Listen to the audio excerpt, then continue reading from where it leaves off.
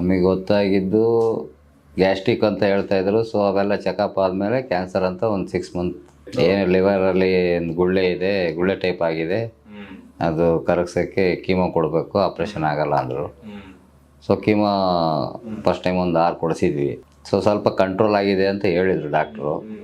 ನಂತರ ಟ್ಯಾಬ್ಲೆಟ್ ಕೊಟ್ಟರು. ಟ್ಯಾಬ್ಲೆಟು ತಗೊಳ್ತಾ ಇದ್ಲು. ಮತ್ತು ಒಂದು ಪೆಟ್ ಸ್ಕ್ಯಾನ್ ಮಾಡು ಅಂತ ಹೇಳಿದರು. ಅದು ಮಾಡಿದಾಗ ಮತ್ತೆ ಹರಡಿದೆ. ಮತ್ತು ಬೇರೆ ಇನ್ನೊಂದು ಹಾಸ್ಪಿಟ್ಲಲ್ಲಿ ಹೋಗಿ ಅಲ್ಲಿ ಒಂದು 5 ಕೀಮೋ ತೊಗೊಂಡ್ವಿ. ಅಲ್ಲಿ ಸುಸ್ತು ಅನ್ನೋದು ಅವಾಯ್ಡ್ ಆಗಲಿಲ್ಲ. ಮೆಡಿಷನ್ ಕೀಮೋ ಕೊಡ್ತಾನೆ ಇದ್ರ. ಆಮೇಲೆ ನಾವು ಅಲ್ಲಿಂದ ಮತ್ತೆ ಅಲ್ಲಿಗೆ ಹೋದ್ವಿ. ಇನ್ನೂ ಇವತ್ತು ಕೀಮೋ ಇತ್ತು, ಬಟ್ ಅವಳು ಸುಸ್ತಾಗಿರೋದ್ರಿಂದ ನಮ್ಮ ಫ್ರೆಂಡ್ ಒಬ್ಬರು ಫೋನ್ ನಂಬರ್ ಕೊಟ್ಟು ಇಂಥ ಜಾಗದಲ್ಲಿ ಹೋಗಿ ರಾಜಣ್ಣ ಅಂದರು. ನಮ್ಮ ಮೊನ್ನೆ last time 1 week back phone ಮಾಡಿದ್ದೆ. ಹಾಗಾಗಿ ಇವತ್ತು ಭದ್ರಾವತಿಯಿಂದ ವೆಹಿಕಲ್ ಮಾಡ್ಕೊಂಡು ಇಲ್ಲಿಗೆ ಕರ್ಕೊಂಬಂದಿದ್ದೀನಿ. ಓಡಾಡೋಕ್ಕೆ ಆಗ್ತಾನೇ ಇಲ್ಲ.